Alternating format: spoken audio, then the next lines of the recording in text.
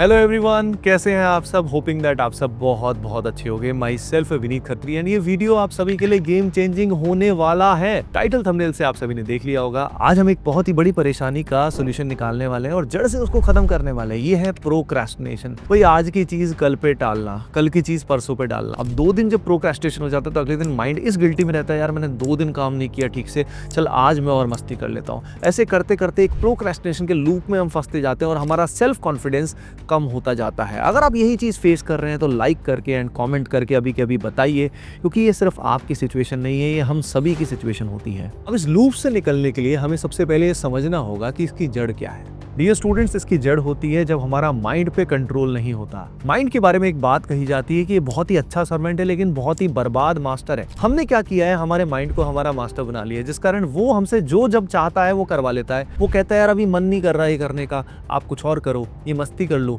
ये रील देख लो, ये मूवी देख लो, यहाँ खेलने चले जाओ, इससे बात कर लो।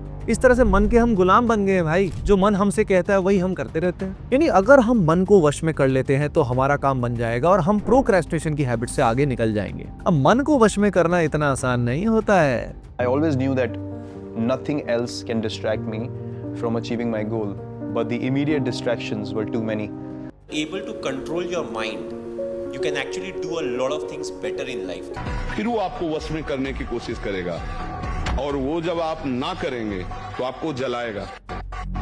अगर उस जलन को सह गए तो मन को अधीन कर लेंगे और नहीं सह गए तो मन आपको अधीन कर लेगा। इसीलिए यहाँ हम यूज करने वाले हैं ऐसे 5 वैदिक प्रिंसिपल्स, जिसमें 4 मैंने लिए हैं पतंजलि के योग सूत्रास से और एक की प्रिंसिपल लिया है हमारी श्रीमद् भगवत गीता से। आइए देखते हैं की प्रिंसिपल नंबर 1, ये है कर्म योग।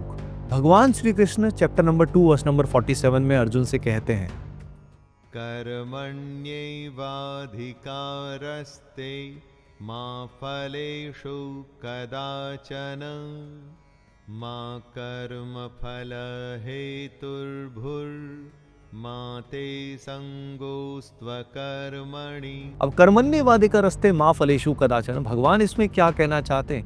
इसमें प्राइमरीली ये कहना चाहते हैं कि भाई तू अपने धर्म का पालन कर। धर्म का कंटेक्स्ट यहाँ पे रिलीजन नहीं है, धर्म का कंटेक्स्ट है अपनी ड्यूटी। यानी जो भी तेरा कर्म तुझे मिला है, फॉर एग्जाम्पल अभी तू अगर एक स्टूडेंट है तो तेरा गोल है कि यार अपनी लाइफ बेटर बनानी है, अपने पैरों पे खड़े होना है, अपने पेरेंट्स जो हैं उनकी लाइफ को एनहेंस करना है, सोसाइटी में जो बेस्ट कर सकता है वो करना है, एक अच्छा इंसान बनना है। ये तेरी ड्यूटीज है। एक बार लक्ष्य बनाने के बाद फिर तू अपने कर्म पे यानी अपनी ड्यूटीज पे, अपने छोटे छोटे स्टेप्स पे ध्यान दे। यानी तेरे को प्रोसेस ओरिएंटेड होना है। तो अब तू लगातार अगर छोटे छोटे स्टेप्स लेता रहता है, एक्शंस लेता रहता है, अपना कर्म ढंग से करता है और रिजल्ट्स के बारे में नहीं सोचता, तो तेरा फोकस और भी इंटेंस हो जाएगा। और अगर तेरा फोकस और भी इंटेंस हो जाएगा तो माइंड तेरे कंट्रोल में आना शुरू हो जाएगा। अब ये फॉलो करने में प्रॉब्लम कहाँ आती है? प्रॉब्लम इसीलिए आती है क्योंकि हम खुद को बहुत ज्यादा ओवर इंपॉर्टेंस देते हैं। हम हमेशा सोचते हैं कि मेरा करियर कैसा होगा, मेरी लाइफ कैसी होगी। तो माइंड हमेशा ये सोचता रहता है, ओवर थिंकिंग करता रहता है, यार इसमें मेरा फायदा क्या है, मेरा नुकसान क्या है। यानी सेल्फिशनेस की वजह से हम अपना बेस्ट नहीं दे पाते। तो अगर हम अपने दिमाग से सेल्फिशनेस निकाल दें, ये अटैचमेंट टुवर्ड्स द रिजल्ट्स निकाल लें, तो हम अपना बेस्ट दे पाएंगे और इसके बाद हम किसी भी लक्ष्य को अचीव कर सकते हैं। एक बात का और ध्यान रखना, किसी भी बड़े एग्जाम को क्लियर करने के लिए, किसी भी बड़े गोल को अचीव करने के लिए हमें छोटे छोटे स्टेप्स की प्लानिंग करनी चाहिए और छोटे छोटे एक्शंस लेने चाहिए। जितने एक्शंस आप लेंगे, याद रखिए, उन्हीं एक्शंस से आपका कॉन्फिडेंस बढ़ता जाएगा और आप लगातार कर्म योग को कर पाएंगे। एक और बात मैं खुद के एक्सपीरियंस से बताना चाहता हूँ, जब आप कर्म योग का पालन करेंगे ना तो आपको बहुत ही एक्साइटमेंट और बहुत ही जॉय फील होगा। और एक और सीक्रेट मैं आपको बताना चाहता हूँ, आपको जो भी इस दुनिया में चाहिए वो तो आप अचीव कर ही पाओगे, उसके अलावा आपको भगवान भी इससे प्राप्त हो सकते हैं। अगला की प्रिंसिपल है तपस, यानी ऐसा सेल्फ डिसिप्लिन जो आपको जिताएगा। पतंजलि योग सूत्र चैप्टर नंबर 2 वर्स नंबर 1 में कहा गया है, तपस का प्राइमरीली अर्थ होता है सेल्फ डिसिप्लिन, एक ऐसी स्ट्रॉन्ग विल पावर। यानी आपने एक बार अपना लक्ष्य बना लिया तो फिर आपको रुकना नहीं है, झुकना नहीं है। स्वामी विवेकानंद हमेशा ये बात कहते थे, उठो जागो और मत रुको जब तक लक्ष्य की प्राप्ति ना हो जाए। तो तपस बहुत ही इंपॉर्टेंट है। आपने एक बार सेल्फ डिसिप्लिन बना लिया, आपने एक रूटीन बना लिया, तो रेगुलरली वो दिनचर्या आपका भगवान है। अगर आप उसको फॉलो करते हैं तो आप जिंदगी में आगे जरूर बढ़ेंगे, किसी भी गोल को आप अचीव कर पाएंगे। अब एक हैक मैं आपको बताना चाहता हूँ। मान लीजिए आपको दिन में 10 टास्क करने हैं। आउट ऑफ 10 टास्क मान लीजिए 3 टास्क आपको बहुत डिफिकल्ट डिफिकल्ट लगते हैं। अब सुबह सुबह 6 बजे से लेकर 2 बजे का टाइम बहुत ही इंपॉर्टेंट टाइम होता है। इस समय आपके ब्रेन की फंक्शनिंग सबसे हाईएस्ट लेवल पे होती है। तो जो भी आपके टफेस्ट टास्क हैं और जो भी मीडियम लेवल के टास्क हैं वो आपको सुबह 6 से लेकर दोपहर के 2 बजे तक कवर कर लेने हैं। अगर आप ऐसा कर लोगे तो आपका सेल्फ डिसिप्लिन, सेल्फ कॉन्फिडेंस सब कुछ बहुत ही हाई रहेगा। तो भैया जैसे हनुमान जी ने लंका जलाई थी वैसे ही आप सभी को प्रोक्रास्टिनेशन की लंका जला देनी है। आइए अब देखते हैं कि प्रिंसिपल नंबर 3 वो है स्वाध्याय, यानी अगर खुद को समझोगे तभी बदलोगे। देखो यहाँ पे पतंजलि योग सूत्र चैप्टर नंबर 2 वर्स नंबर 44 में कहा गया है,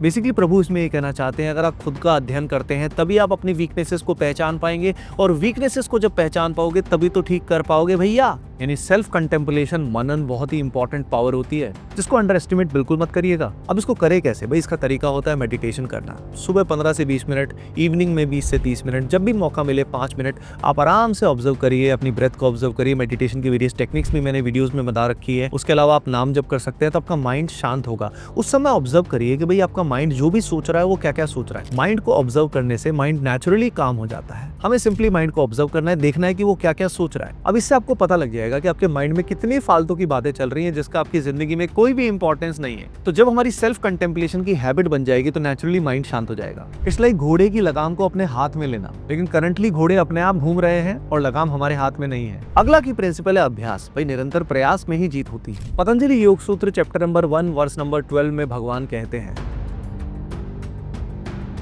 यानी इसका मतलब ये है कि अगर आपको प्रोक्रेस्टिनेशन खत्म करनी है और कोई भी चीज़ में आपको बेस्ट देना है तो निरंतर अभ्यास करना होगा। सिर्फ एक बार एफर्ट करने से काम नहीं चलेगा, क्योंकि माइंड के जो पैटर्न होते हैं ये सालों साल से बने होते हैं। इन पैटर्न को, इन लूप्स को अगर हमें ब्रेक करना है तो एक दिन में हैबिट चेंज नहीं होती है।